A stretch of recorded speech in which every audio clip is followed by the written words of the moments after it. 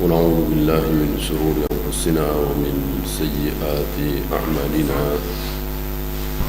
من يهده الله فلا مضل له ومن يضلل فلا هادي له أشهد أن لا إله إلا الله وحده لا شريك له وأشهد أن محمدا عبده ورسوله وبعد.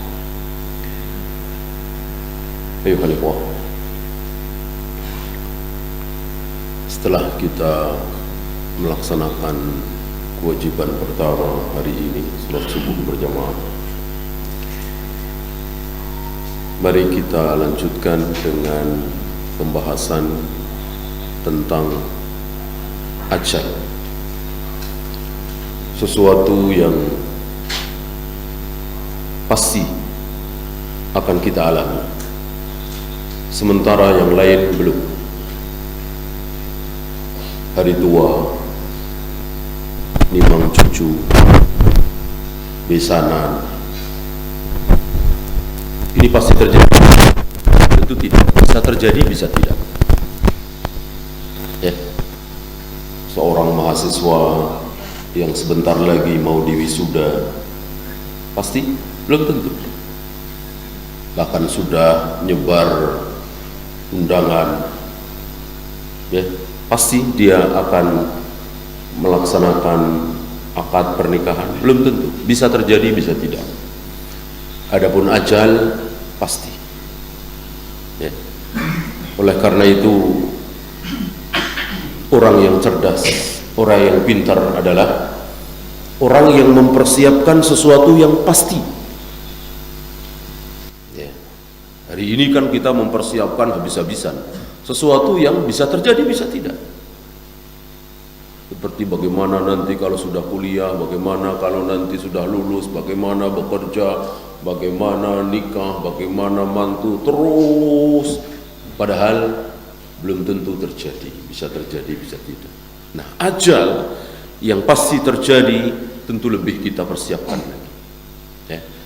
Dan yang akan kita bahas adalah ajal manusia termulia, ajal manusia yang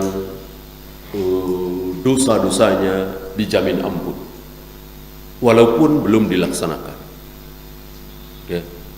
Rasulullah sallallahu alaihi wasallam sudah dijamin oleh Allah bahwa dosa-dosa yang belum beliau lakukan sudah dijamin ampun. Kalau yang sudah jelas, ya.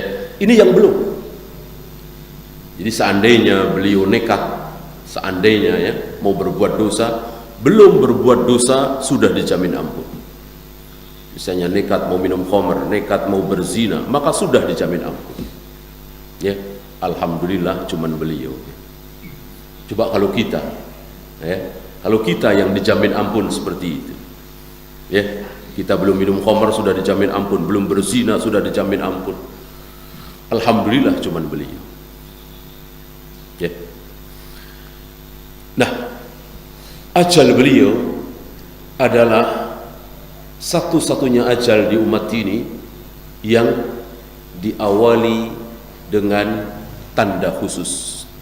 Insyaallah yang kita akan bahas adalah fawaid-fawaid dari kewafatan beliau, ajal beliau, sabda-sabda beliau menjelang beliau wafat, ya. Tentu yang sahih, karena banyak beredar di tengah-tengah kaum muslimin ucapan beliau terakhir, as-salah, as-salah, ummati, ummati. Ini tidak berdasarkan riwayat sahih. Riwayat sahih, dan di situ disebutkan siapa? Orang yang menemani beliau di akhir-akhir hayat beliau, ya. Kalau antum dengar cerita yang entah berantah, yang tanpa marojik yang sahih, siapa yang menemani beliau wafat di situ? Fatimah dan Ali, Ali Fatimah, ya. Ini dusta, ini tidak benar, ya. Ini terkena syubhatnya siapa? Rafidah. Rafidah itu jengkel bukan main, ya, sesak dadanya bukan main. Kalau Rasulullah wafat di mana? Antum tahu wafatnya Nabi di mana? Antara leher dengan dadaku. Beliau wafat antara leher dengan dadaku. Ya, di sini dalam pelukan Aisyah radhiyallahu anha, wanita Siddiqah binti Siddiq. Ya. Setelah Nabi mengumpulkan, kata Aisyah, ludahku dengan ludah beliau. Kenapa bisa begitu? Karena ketika beliau menjelang wafat, yang sudah sulit bagi beliau untuk bicara, datang Abdurrahman, kakak dari Aisyah, ya, mahramnya tentunya, ke dalam kamar Aisyah menemui Nabi, dan Abdurrahman membawa siwak. Nabi melihat siwak itu, ya. Tapi beliau tidak bisa bicara. Nabi melihat siwak itu. Aisyah faham bahwa Nabi ingin bersiwak. Maka siwak itu diambil oleh Aisyah dan dikunyah-kunyah oleh Aisyah agar lembut, agar tidak keras. Lalu digosokkan di mulut, di gigi Nabi sallallahu alaihi wasallam, dan Nabi mendiamkannya. Berarti benar pemahaman Aisyah bahwa Nabi ingin bersiwak. Inilah Nabi sallallahu alaihi wasallam di akhir kehidupan beliau sangat-sangat menjaga kebersihan, terutama mulut. Ini cerita sahih di Bukhari, Muslim, Abu Daud, Nasai dan lain-lain. Dan tidak ada syak lagi di situ Nabi wafat. Ya, bukan Ali dan Fatimah. Kisah-kisah yang entah berantakan begitu, ya. Datang tamu, Nabi bertanya, siapa dia Fatimah? Aku tidak tahu ya Rasul, aku belum pernah lihat, ya, dan seterusnya dan seterusnya. Ini dusta. Bukhari meriwayatkan, dan tidak ada perselisihan bainal ulama ahlul hadis tentang kesahihan hadis ini, bahwa Nabi wafat antara leher dan dadaku, di pelukan Aisyah radhiyallahu anha.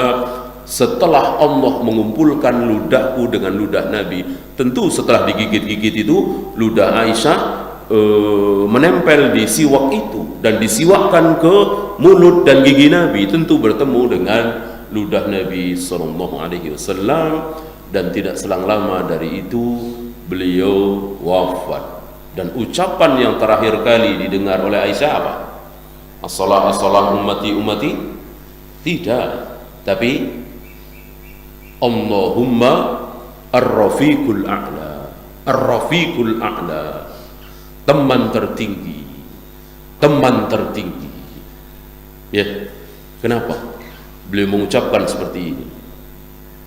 Ada dua tafsiran tentang ar-rafiqul a'la.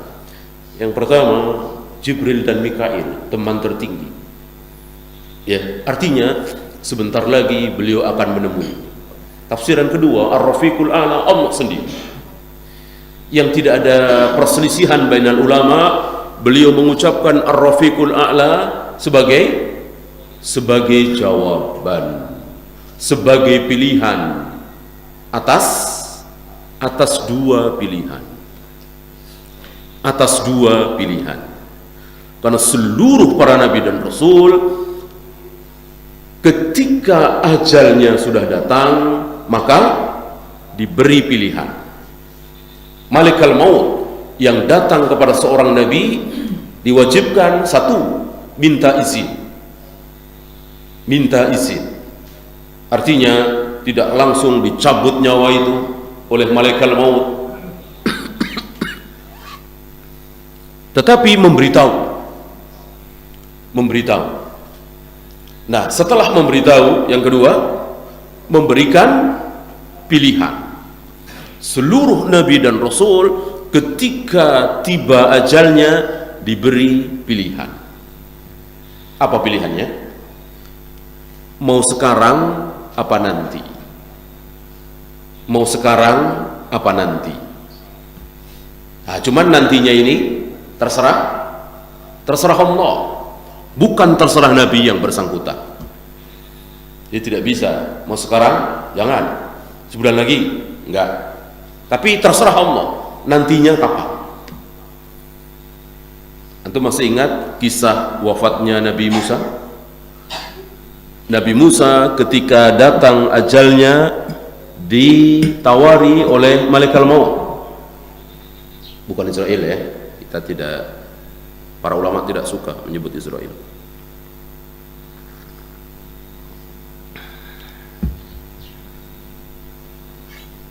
Kenapa? Kenapa malaikat tidak suka menyebut Israel?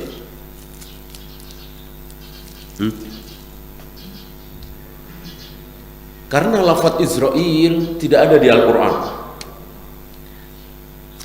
tidak ada di hadis. Ada lafaz-lafaz yang terkenal di tengah kaum muslimin, tapi lafaz itu tidak ada di Al-Quran, tidak ada di hadis. Adanya di mana? Di Taurat dan Injil, Al-Ahdul Qadim, Al-Ahdul Jadid, perjanjian lama, perjanjian baru. Sementara di Al-Quran dan hadis tidak ada. Seperti Israel, Qabil, Habil. Maka para ulama tidak suka menyebut Israel, Qabil, Habil. Menolak tidak juga, karena siapa tahu betul ya, kan apa yang ada di Taurat dan Injil dibagi tiga, yang pasti benarnya, yang pasti salahnya, yang kita tahu, yang kita tidak tahu benar dan salahnya. Salah satunya ini Israel. Oleh karena itu para ulama tawakuf, tidak mau menyebut. Sebutlah seperti yang dicontohkan oleh Nabi, apa? Malakul maut, malaikat maut.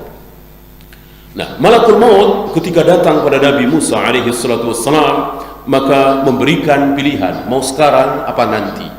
Nabi Musa bertanya, nantinya kapan? Dijawab oleh malaikat maut, letakkan telapak tanganmu di lembu sapi yang bulunya kecil-kecil. Gitu. Apa kata malaikat maut? 1 bulu 1 tahun. 1 bulu 1 tahun. Gitu. Jadi yang tertutup oleh telapak tanganmu itu berapa? Kalau 5.000 bulu, berarti 5.000 tahun lagi baru meninggal. Kan kecil-kecil banyak sekali. Gemetar Nabi Musa ketakutan. Ya, memang enak umur 5.000 tahun. Ya, kita umur 90 tahun aja tidur nggak enak, makan nggak enak, ya kan? Ini salah, itu salah. Ini 5.000 tahun kayak apa? Ya, maka Nabi Musa minta pilihan sekarang saja. Cuman beliau ingin apa? Ingin dikubur di dekat Masjidil Aqsa, selemparan batu, bukan di masjidnya, haram tentunya ya. Di sekitar Masjidil Aqsa selemparan batu. Selemparan batu mungkin 300 meter, 500 meter ya. 500 meter dari ujung Masjidil Aqsa, entah yang kiri entah yang kanan, muter itu kita nggak tahu dan nggak perlu tahu. Ya, maka Nabi Musa dilemparkan ke sana. Gitu. Bukan dimatikan ke situ. Kenapa? Ini pun rahasia para nabi juga. Ya. Karena seluruh nabi dan rasul harus dikubur di tempat di mana dia meninggal. Meninggal di bawah pohon, ya di bawah pohon itu dikubur. Meninggal di pinggir kali, ya di pinggir kali itu dikubur. Maka ketika Nabi Musa ingin dikubur di dekat Masjidil Aqsa selemparan batu, ya dilemparkan dulu ke situ, baru dicabut di situ. Oleh karena itu Nabi Muhammad SAW dikubur di mana? Pas di tempat di mana beliau wafat, yaitu di ranjangnya Aisyah itu. Di titik itulah beliau dimandikan di situ, beliau disolati di situ, beliau dikubur di situ. Dan jenazah beliau tidak dikeluarkan ke masjid untuk disolati secara berjamaah atau di al-musola tanah lapang disolati dengan berjamaah. Tidak. Di samping memang beliau tidak pernah mencontohkan sholat berjamaah sholat jenazah di masjid. Bahkan ada riwayat, barang siapa yang sholat jenazah di masjid, dia tidak dapat apa-apa. Maksudnya tidak ada keutamaan. Tidak ada keutamaan. Tentu boleh sah, tetapi tidak ada keutamaan. Ya, maka Nabi dan para sahabat sholat jenazah itu selalu di tanah lapang al-musolla. Itu keutamaannya. Ditampakkan mayat yang membujur itu, tidak ditutup dengan keranda, tidak ditutup dengan, ditampakkan. Dan sunnah mayat itu ditampakkan. Dan antum tahu bagaimana asar di dada kita, di hati kita ketika kita melihat mayat membujur. Tentu beda dengan kita melihat keranda ditutup, kemudian peti, beda. Maka sunnah jenazah itu tidak ditutup. Karena itu nasihat. Nasihat ada yang bisa bicara, ada yang tidak bisa bicara. Salah satu nasihat yang diam adalah kematian. Maka jika antum merasa dinasihati ketika antum melihat mayat, ini sebuah keutamaan. Ya, kemarin mau nyumbang semen 100 sak untuk masjid, masih mikir gitu ya. Buat itu apa buat ganti mobil ya, buat itu apa buat bangun rumah ya, masih maju mundur. Begitu melihat mayat, insya Allah nggak ragu-ragu lagi. Apalagi mayat teman kita, apalagi mayat saudara dekat kita, apalagi mayat itu kemarin baru saja ngobrol dengan kita. Itu kita dinasehati bahwa kita bisa seperti dia kapanpun, cepat atau lambat. Ya, maka mumpung ada pikiran bagus, mumpung setan belum mengalahkan pikiran kita, sumbang 100 sak, 200 sak, ya, besi sekian ini, dinasehati oleh mayat. Gitu. Oleh karena itu Nabi ketika berada di atas kubur, beliau mengatakan, limithlil hadzal yaum fa'idtu. Untuk hari seperti inilah kalian harus bersiap-siap. Untuk hari seperti ini, hari di mana kita dimandikan, disolati, dikafani, dikubur. Untuk hari seperti ini kita bersiap-siap. Selama ini kita sholat, kita ngaji, kita puasa, kita zikir, kita baca Al-Quran. Untuk itu, untuk mempersiapkan hari yang pasti akan datang itu. Ya, bukan untuk dunia, bukan untuk ketenaran, bukan untuk jabatan ini itu, bukan. Untuk itu. Ya, kita kembali ke bagaimana fawaid dari wafatnya Nabi sallallahu alaihi wasallam. Kalau Nabi Musa pilihan kedua adalah sekian ribu tahun sesuai dengan jumlah bulu yang ditutup oleh tangan beliau. Kalau Nabi Muhammad sallallahu alaihi wasallam pilihan keduanya apa? Hidup selama-lamanya bersama umat ini. Seandainya beliau memilih pilihan kedua, maka hari ini beliau masih hidup sampai umat terakhir ini. Tentu tidak sampai hari kiamat, karena kalau sampai hari kiamat mustahil. Karena hari kiamat akan tiba di saat manusia merupakan syirarun nas, seburuk-buruk manusia. Manusia sudah seperti binatang keledai. Bahkan orang terbaik di hari itu ketika melihat ada orang berzina di pinggir jalan, orang terbaik di hari itu mengatakan, alangkah baiknya kalau dia zina di balik tembok itu, ya, tidak di depan mata manusia. Itu orang terbaik seperti itu. Ya zina nggak apa-apa, tapi di balik tembok. Itu orang terbaik. Nggak ada bilang haram, ya laknat, nggak ada. Cuman bilang orang terbaik di hari itu. Ya, syirarun nas, seburuk-buruk manusia. Nabi mengatakan seburuk-buruk manusia, syirarun nas ada dua. Satu, manusia yang hidup di saat kiamat tiba. Satu lagi apa? Kita masih ingat? Seburuk-buruk manusia apa? Yang menjadikan kubur-kubur sebagai tempat ibadah. Itu syirarun nas, seburuk-buruk manusia. Ya, maka jangan pernah kita menjadikan kubur menjadi tempat ibadah. Ibadah di masjid, bukan di kubur. Maka masjid dengan kuburan harus dipisah. Masjid ya masjid, kuburan ya kuburan. Ya. Nah, itu yang disimpulkan oleh Aisyah. Itu yang disimpulkan oleh Aisyah, bahwa ucapan yang terakhir kali keluar dari mulut Nabi, Ar-Rafiqul A'la, Ar-Rafiqul A'la, teman tertinggi, teman tertinggi, yang dimaksud beliau memilih pilihan pertama. Beliau tidak memilih pilihan kedua. Ya, karena beliau zuhud terhadap dunia ini. manusia paling zuhud di muka bumi ini, Nabi sallallahu alaihi wasallam. Dan manusia yang paling rakus tamak terhadap akhirat.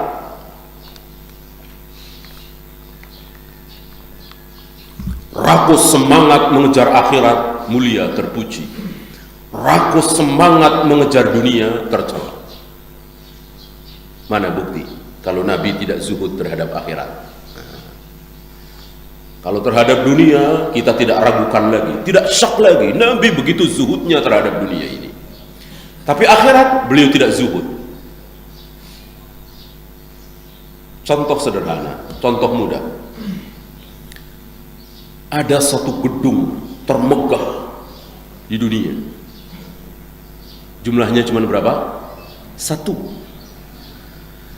Gedung itu, istana itu yang termegah, terbesar, terhebat, jumlahnya cuma satu. Dan gedung itu bernama Al-Wasilah. Gedung itu, istana terhebat itu namanya Al-Wasilah. Ya. Dan Al-Wasilah ini akan dimiliki oleh seorang manusia. Enggak dua, enggak tiga. Karena kepemilikan surga itu luar biasa.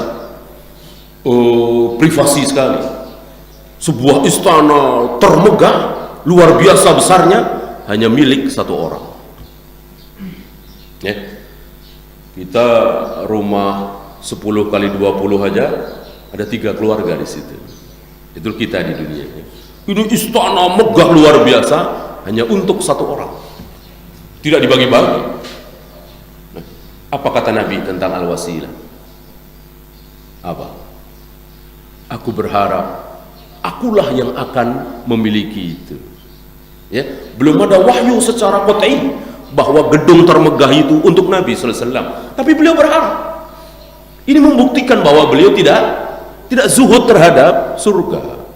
Beliau tidak zuhud terhadap akhirat. Beliau zuhud terhadap dunia. Pangkat, jabatan, kedudukan, uang, segala macam, beliau zuhud. Beliau tidak ingin. Tetapi surga, akhirat, beliau tidak zuhud. Buktinya apa? Aku berharap akan mendapatkan Al-Wasilah itu. Beliau tidak mengatakan biarlah untuk senior-seniorku, biarlah untuk Ibrahim ayahku, biarlah untuk Nabi Nuh, biarlah untuk, enggak. Beliau berharap beliau yang memiliki itu. Oleh karena itu kita semua para umatnya disuruh mendoakan beliau dapat wasilah. Kapan kita mendoakan supaya beliau dapat wasilah? Setelah adzan, ati Muhammadanil wasilata wal fadilah. Ini tafsir tentang al-wasilah. Sebuah gedung istana terhebat yang hanya akan dimiliki oleh seorang manusia. Ya. Nah, maka buat apa beliau hidup berlama-lama di muka bumi ini? Kalau beliau begitu zuhud terhadap dunia ini. Nah, Aisyah mengatakan bahwa Ar-Rafiqul A'la yang disebut oleh beliau, yang keluar dari mulut beliau, berfawaid bahwa beliau ingin mati sekarang. Beliau tidak ingin berlama-lama di muka bumi ini. Ya. Oleh karena itu ketika ada seorang wanita yang seorang nenek-nenek menangis, mungkin sekitar seminggu atau 2 minggu setelah Nabi wafat, Abu Bakar dan Umar mengatakan jangan menangis. Kenapa? Karena apa ada di sisi Rasul sekarang ini setelah wafat itu lebih baik apa lebih buruk daripada di dunia? Lebih baik. Lebih baik. Di dunia beliau dicaci maki, dijelek-jelekkan, difitnah, mau dibunuh segala macam. Tapi di akhirat beliau mendapatkan kenikmatan yang luar biasa. Ya. Nah, ini sedikit membantah syubhat Rafidah. Kalau antum dengar orang-orang Rafidah keluar dari mulut mereka apa? Cacian makian terutama terhadap Abu Bakar dan Umar. mereka mengatakan Abu Bakar dan Umar keterlaluan. Apa? Dan ini memang ini hebatnya Syiah. Kalau dikatakan Syiah itu Yahudi, pas. Anak Yahudi itu hebat, tahu. Jadi ada jalan.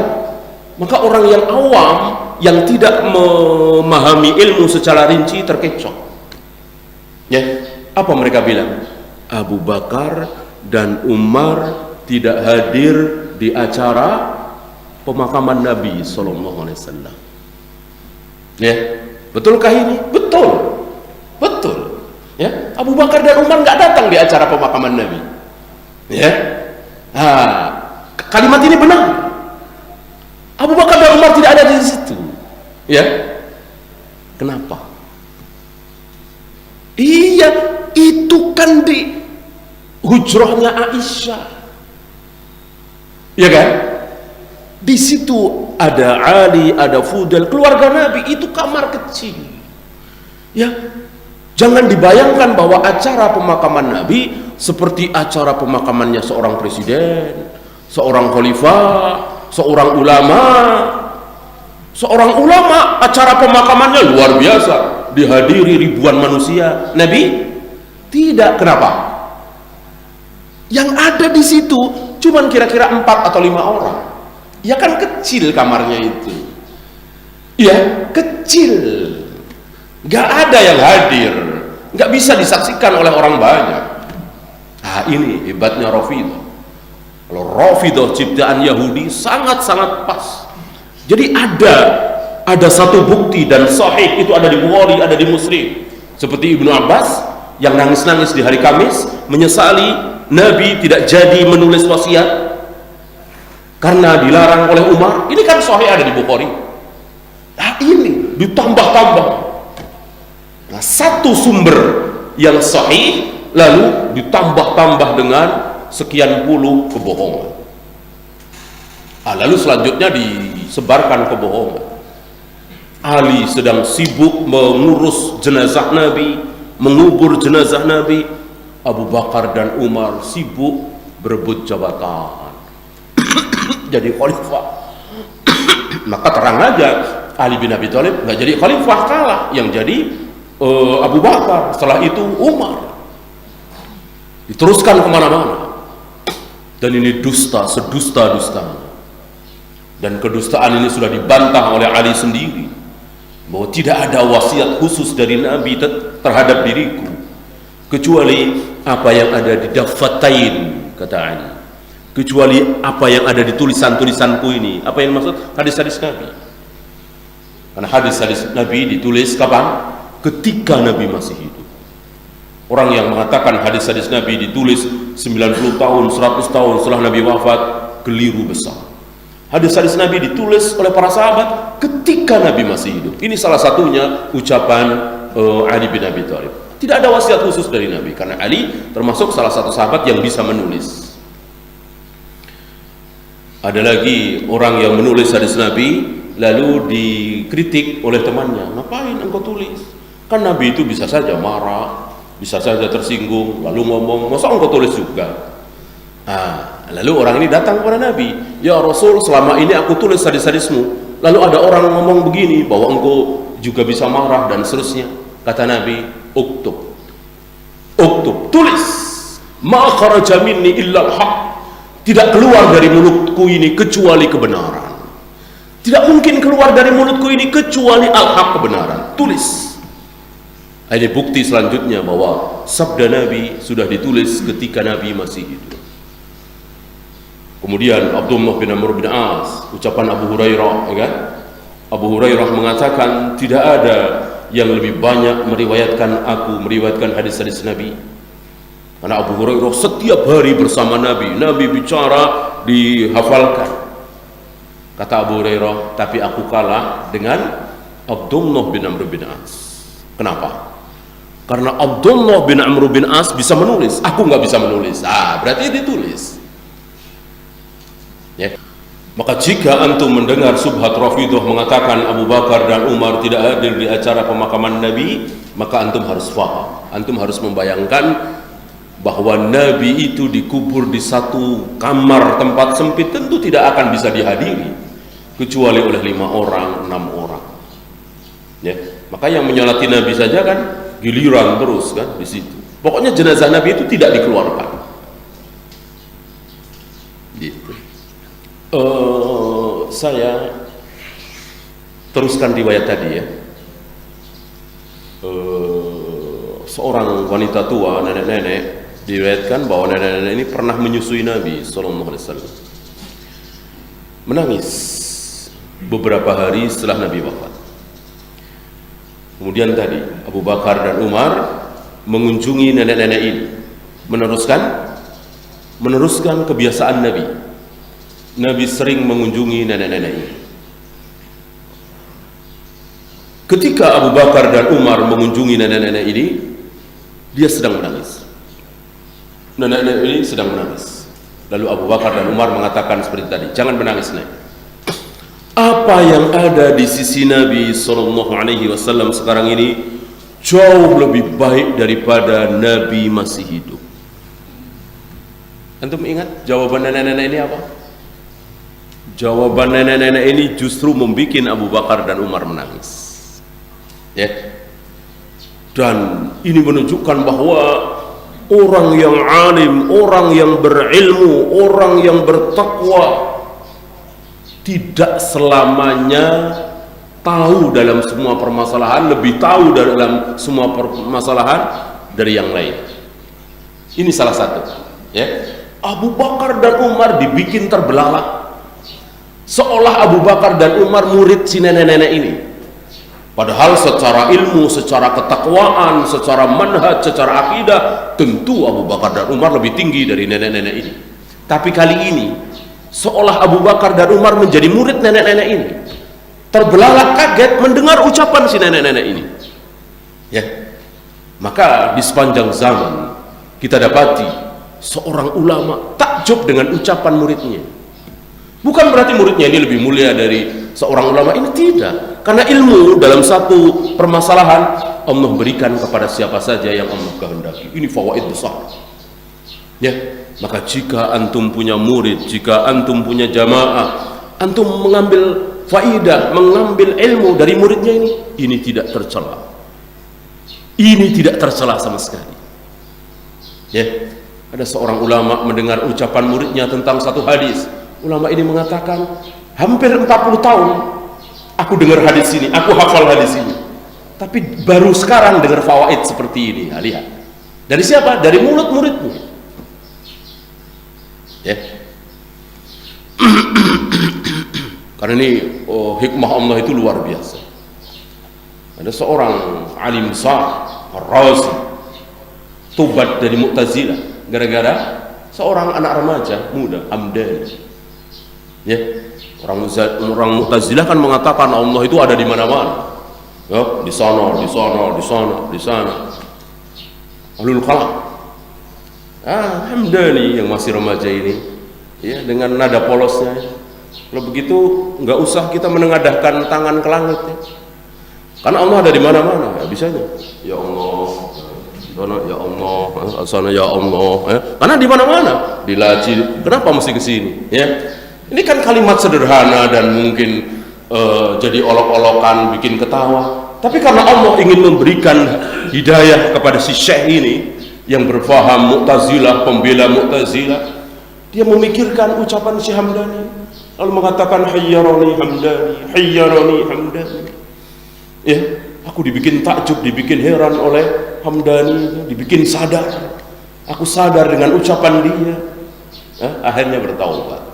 Inilah ilmu besar. Ya. Maka kita berbincang dengan jamaah, kita berbincang dengan orang awam, lalu mengeluarkan ucapan fawaid dari sebuah hadis yang belum kita dengar, itu bukan hal yang mustahil. Ini salah satunya, contoh besarnya Abu Bakar dan Umar. Beberapa hari setelah Nabi wafat, bertemu dengan nenek-nenek yang menangis. Nenek-nenek ini dinasihati oleh Abu Bakar dan Umar, ngapain menangis? Nabi sudah lebih senang sekarang daripada dulu. Nenek-nenek ini menjawab, aku menangis bukan karena itu. Aku tahu kalau Rasulullah sekarang lebih baik, nasibnya lebih baik, perasaannya daripada waktu di dunia, lebih senang. Gitu. Aku menangis bukan karena itu, aku menangis karena apa? Hah?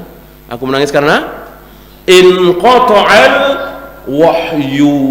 Aku menangis karena wahyu telah putus. Menangis Abu Bakar dan Umar. Mendengar jawaban si nenek-nenek ini menangis, baru sadar. Sekarang kita sudah tidak sama seperti beberapa hari yang lalu. Tidak sama seperti sebulan yang lalu. Sebulan yang lalu wahyu belum putus, masih turun wahyu. Sekarang nggak mungkin lagi ada wahyu turun. Di zaman Nabi, kalau ada permasalahan tinggal nanya kepada Nabi, jawabannya apa? Tinggal tunggu Jibril turun memberikan wahyu, memberikan jawaban. Ada permasalahan, datang ke Nabi, selesai. Ada permasalahan, datang ke Nabi, selesai. 23 tahun namanya. Sekarang sudah nggak ada lagi. Kalau ada permasalahan, datang ke siapa? Nggak bisa. Maka harus ada ijtihad. Ya kan? Bisa benar, bisa salah. Nah, ini. Dan selesai wahyu ketika Nabi wafat. Sudah tidak mungkin ada wahyu lagi sampai akhir zaman. Termasuk Nabi Isa alaihi salatu wassalam turun nanti di muka bumi tidak membawa wahyu, tidak menerima wahyu, bahkan jadi imam saja tidak. Kan Muhammad bin Abdullah Imam Mahdi ketika mengimami salat subuh di Damaskus, ya kan, Nabi Isa turun. Imam Mahdi mundur, memberikan kesempatan kepada Nabi Isa untuk menjadi imam. Nabi Isa mendorong bahu Imam Mahdi untuk terus jadi imam dengan mengatakan, engkau lebih berhak, engkau bagian dari umat ini. Jadi imam saya tidak. Maka keliru besar orang mengatakan kalau Nabi Isa turun berarti Nabi terakhir Nabi Isa. Tidak, Nabi terakhir Nabi Muhammad SAW.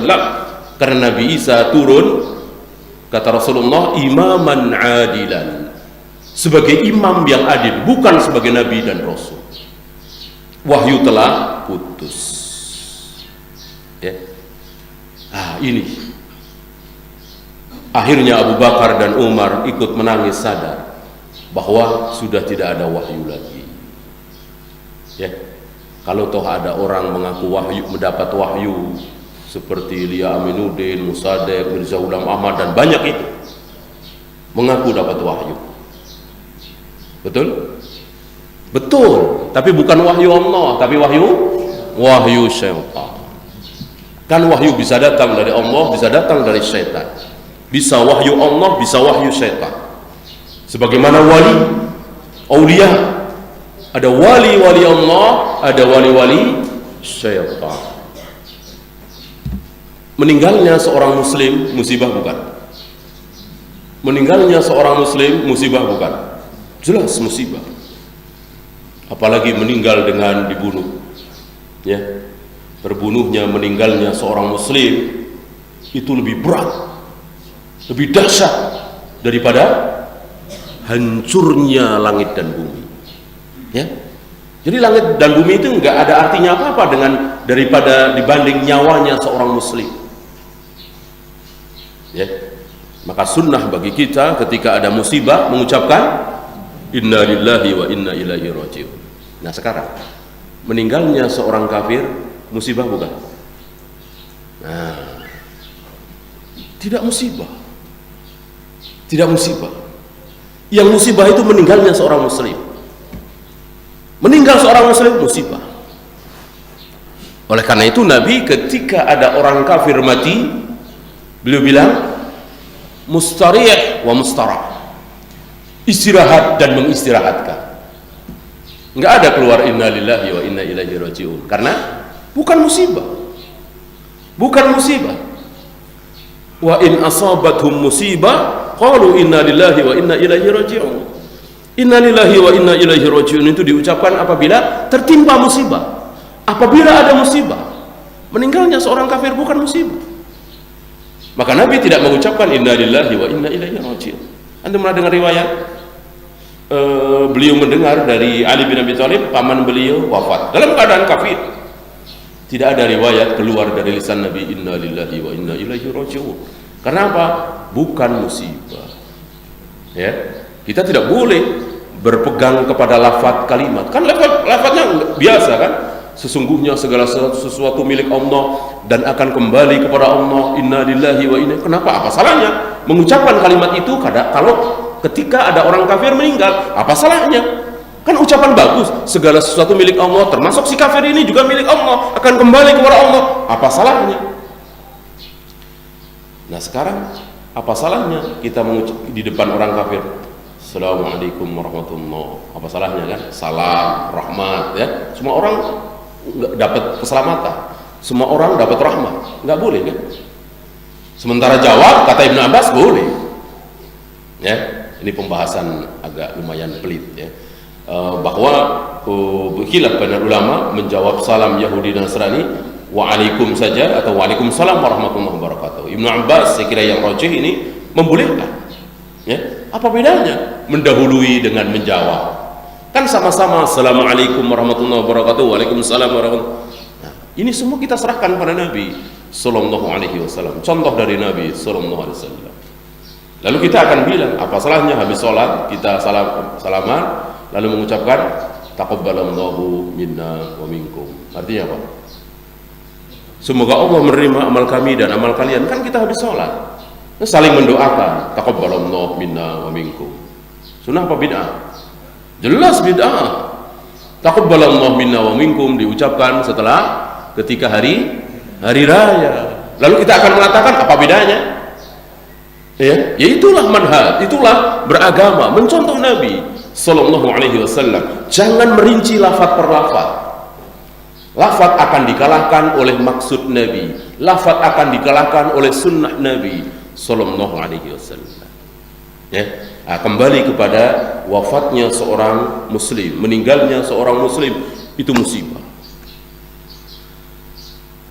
Meninggalnya seorang muslim yang berilmu seperti Syalbani, Syekh bin Baz, Syekh Utsaimin, Imam Syafi'i, Imam Bukhari, maka lebih musibah lagi.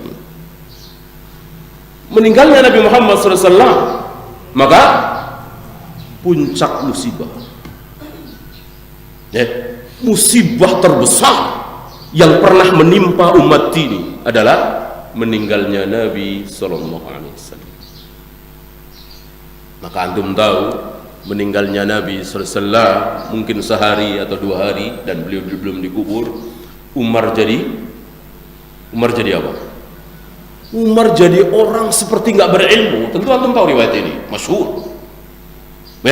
Teriak-teriak di masjid sambil menghunus pedangnya. Siapa yang mengatakan Rasulullah meninggal akan aku pukul dengan pedangku ini. Kan jadi kayak orang tidak berilmu kan? Padahal beliau betul-betul wafat. Semua orang tahu meninggal itu seperti itu, sudah tidak bergerak, sudah dingin, tidak ada nafasnya, tidak ada detak jantungnya, semua orang tahu. Tapi Umar tidak mengakui. Ini menunjukkan bahwa wafatnya Nabi adalah musibah yang luar biasa. Ya, karena hidupnya Nabi rahmat. Orang yang bersama Nabi nikmat luar biasa. Contoh mudah ya. Contoh mudah, tetapi barangkali membuat kita sadar siapa kita. Ya, dan siapa orang-orang yang bersama Nabi. Bukan orang sembarangan. Antum tahu sampai hari ini antara Syekh Albani, Syekh Utsaimin, Syekh bin Baz, Ibnu Qayyim belum selesai, belum ketemu membahas Rasul turun sujud dengkul dulu apa tangan dulu, ya belum selesai, ya kan? Kata Syekh Utsaimin lutut dulu biar nggak kayak unta, begitu.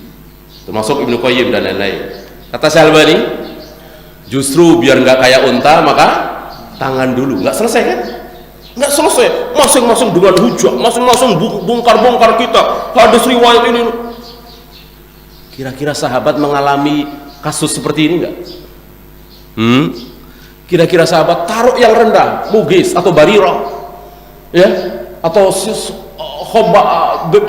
bukan Abu Bakar dan Umar dulu lah, ya sahabat rendah lah dibanding sahabat-sahabat yang lain. Enggak, tentu enggak ada sahabat yang rendah. Artinya yang tingkatannya itu jauh di bawah Abu Bakar, jauh di bawah Umar.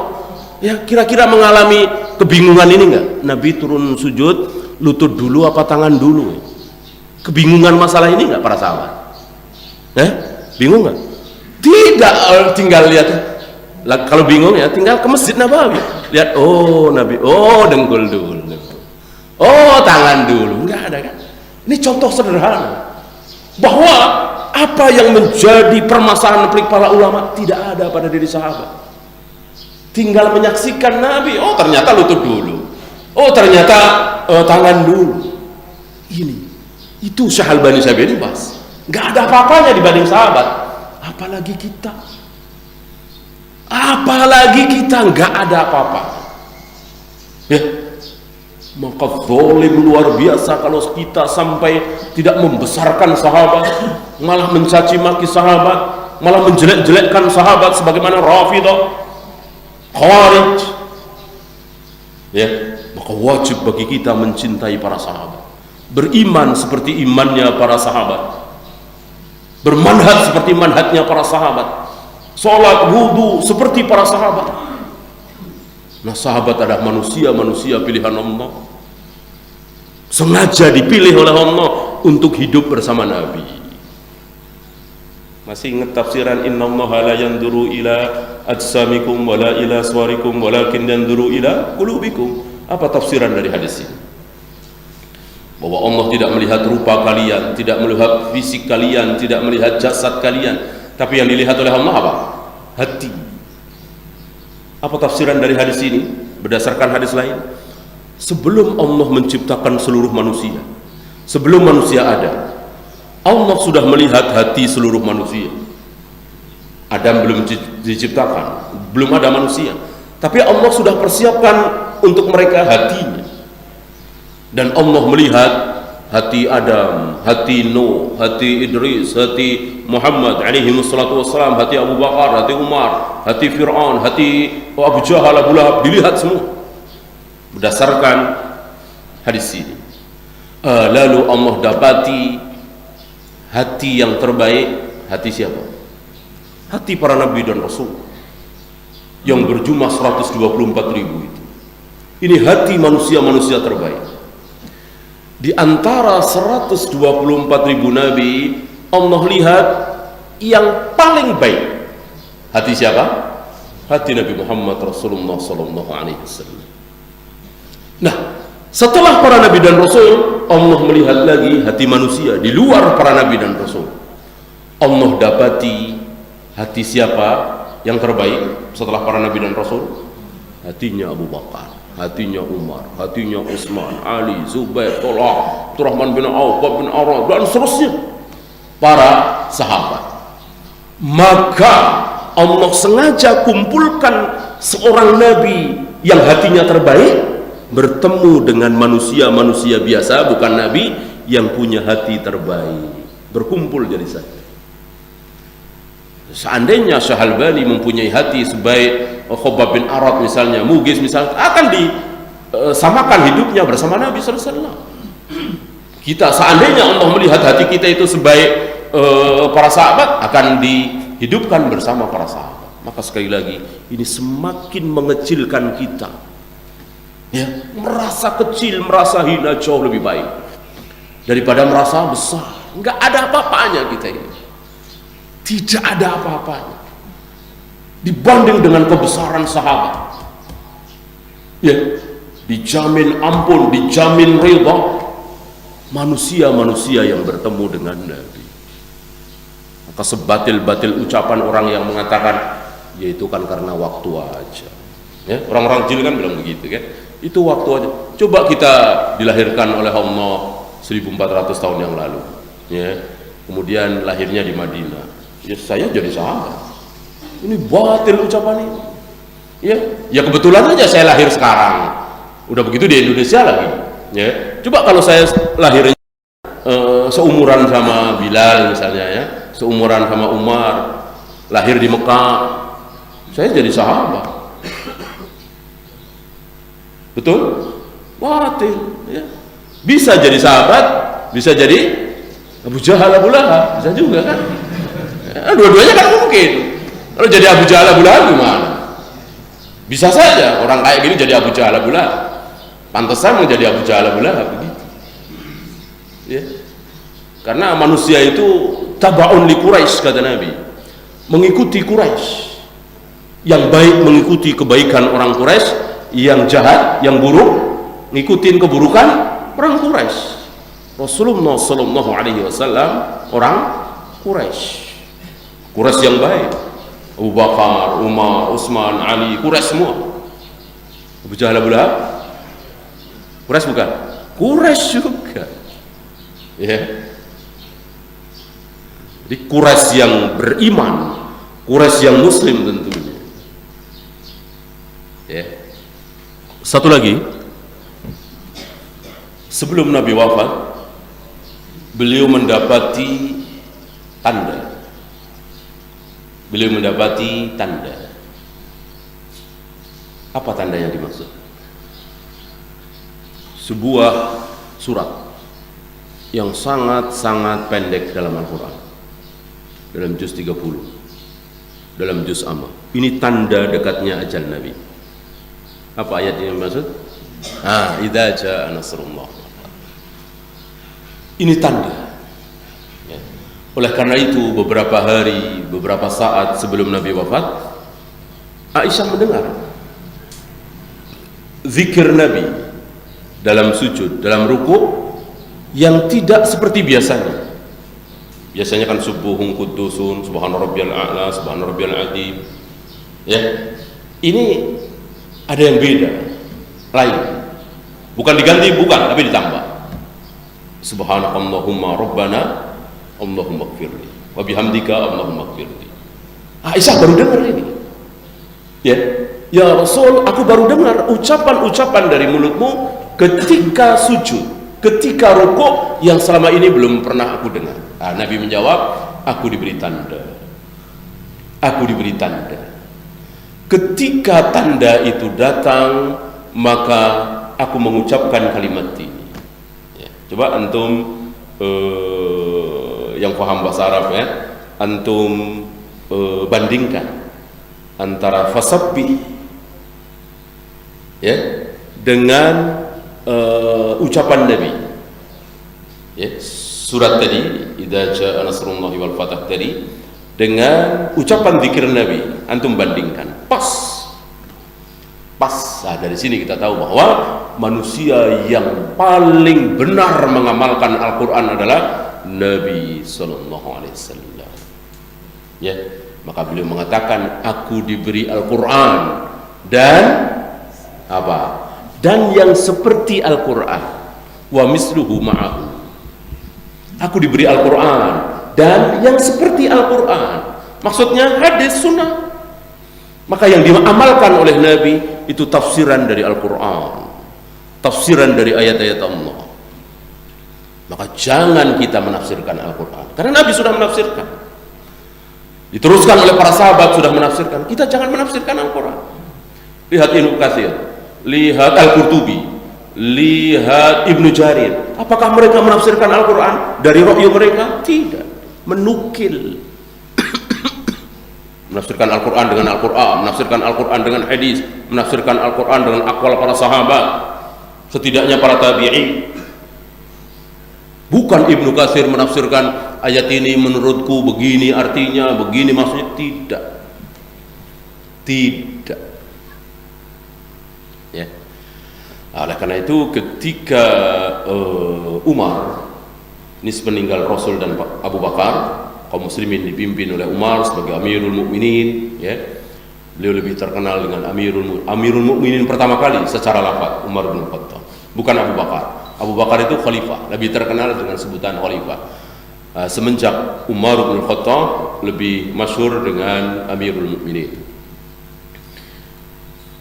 Beliau dikritik oleh sebagian sahabat, salah satunya Sa'ad bin Abi Waqqas. Kenapa?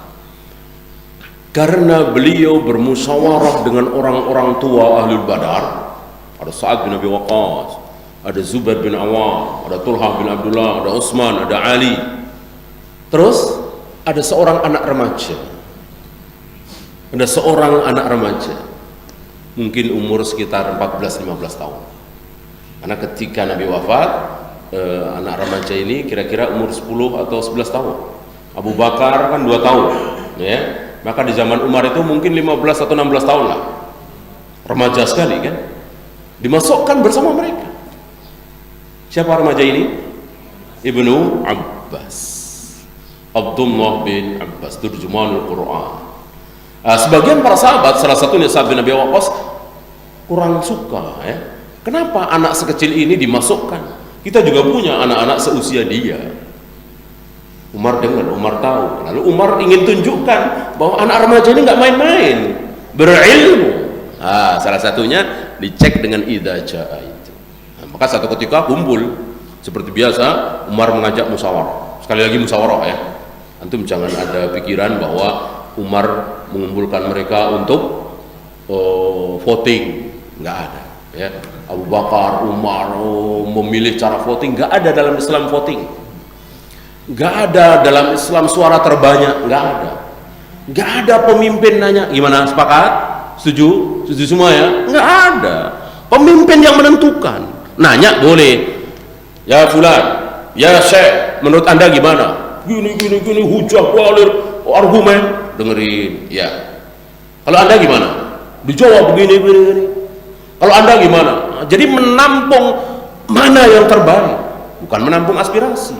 Gak ada dalam Islam menampung aspirasi, ya. Pemimpin itu mendengar apa yang terbaik dari siapapun, dari rakyat, dari orang yang berilmu tentunya, ya. Keputusan di mana? Tentu di pemimpin. Ya, saya sudah dengar usulan kalian semua. Sekarang saya tambah berilmu, maka saya tetapkan sekarang begini, begitu. Nggak ada, setuju? Mufakat ya, setuju ya? Nggak ada pemimpin kayak gitu, ya. Pemimpin apaan begitu, ya?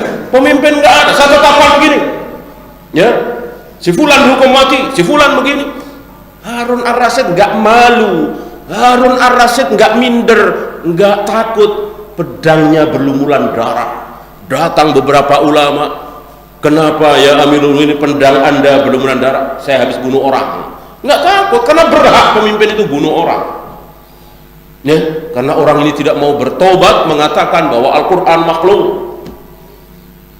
ya. Harun ar-Rasyid khalifah yang luar biasa membela sunnah, khalifah terakhir yang membela sunnah. Rahasia takdir, anaknya siapa? Khalifah al-Ma'mun justru membela ahlul kalam, ya, memusuhi sunnah, sambil memenjarakan Imam Ahmad bin Hanbal. Ya, nggak malu-malu beliau. Itulah pemimpin, ya. Umar seperti itu. Umar mengumpulkan dan ngetes satu persatu. Apa tafsir kalian tentang idza jaa nasrullahi wal fath dan seterusnya, surat An-Nasr. Dijawab dengan jawaban-jawaban yang ada di surat itu, bahwa kita disuruh bertasbih, kita disuruh mohon ampun kepada Allah kalau diberi kemenangan, yang biasa aja, normatif. Ada yang nggak jawab. Lalu Umar bertanya kepada Ibnu Abbas, ya Ibnu Abbas, apa betul tafsirannya seperti itu? Tafsirannya apa? Ibnu Abbas dengan tegas mengatakan salah, bukan itu tafsirnya, ya.